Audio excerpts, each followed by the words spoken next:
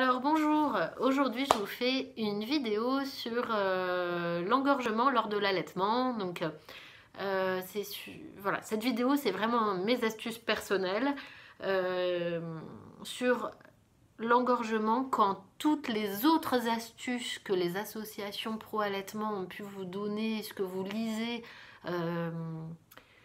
voilà, si vous avez tout essayé et que ça ne fonctionne pas, le verre d'eau chaude, le massage, voilà, quand rien ne marche, voilà moi ce que j'ai trouvé et que j'ai eu du mal à trouver comme solution d'ailleurs. Voilà, je suis tombée sur des personnes qui ont pu m'aiguiller, mais pas toujours à mon premier allaitement, donc je trouve ça dommage.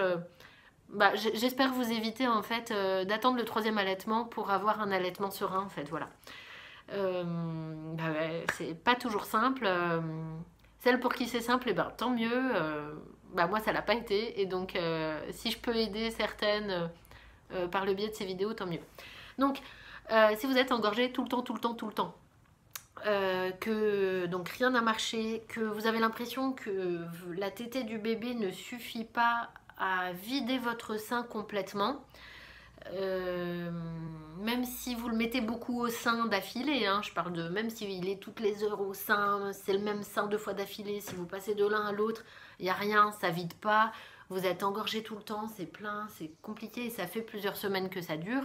J'ai envie de dire au tout début c'est un peu normal, la montée de lait, mais elle doit pas durer des semaines non plus, la montée de lait, hein, ou sinon ça doit aller et venir. Mais si vous êtes engorgé en permanence, vous pouvez essayer de tirer votre lait avec un tire-lait électrique plusieurs fois, peut-être 2, 3 fois, peut-être plus pour certaines, pour vider le sein complètement et ainsi permettre au bébé de caler la tétée correctement et que le sein produise le lait en fonction de la tétée du bébé et pas...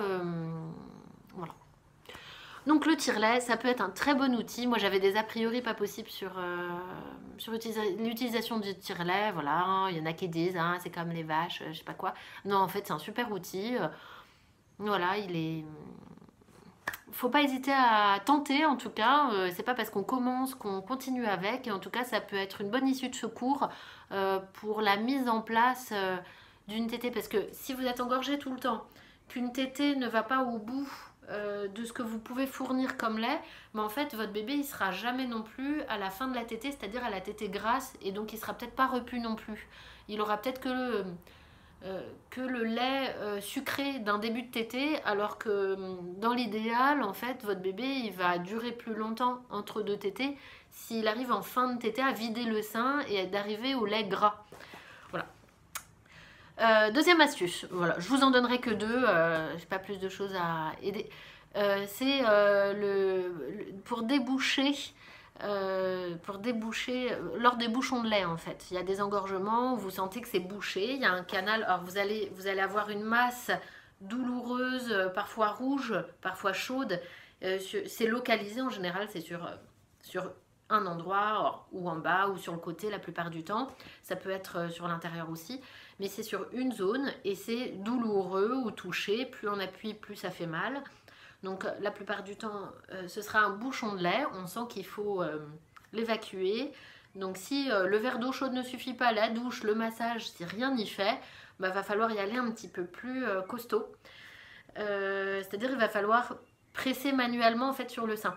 Donc je vais vous montrer avec un ballon parce que souvent quand on l'explique, celles qui le font par la suite vont pas comprendre à quel point il faut appuyer. Alors c'est désagréable à faire, mais ça soulage ensuite, donc faut pas hésiter.